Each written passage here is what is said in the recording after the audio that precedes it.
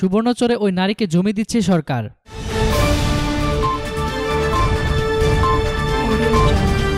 নোয়াখালী সুবর্ণচরে গণধর্ষণের শিকার ওই গৃহবধূর নামে খাস জমি বরাদ্দ দিচ্ছে সরকার। গতকাল দুপুরে নোয়াখালী জেনারেল হাসপাতালে চিকিৎসাধীন ওই নারীকে দেখতে গিয়ে জেলা প্রশাসককে জমি বরাদ্দের নির্দেশ দেন চট্টগ্রাম বিভাগীয় কমিশনার আব্দুল মান্নান। এ সময় তিনি ভিকটিমকে সর্বোচ্চ চিকিৎসা ও আইনি সহযোগিতারও আশ্বাস দেন।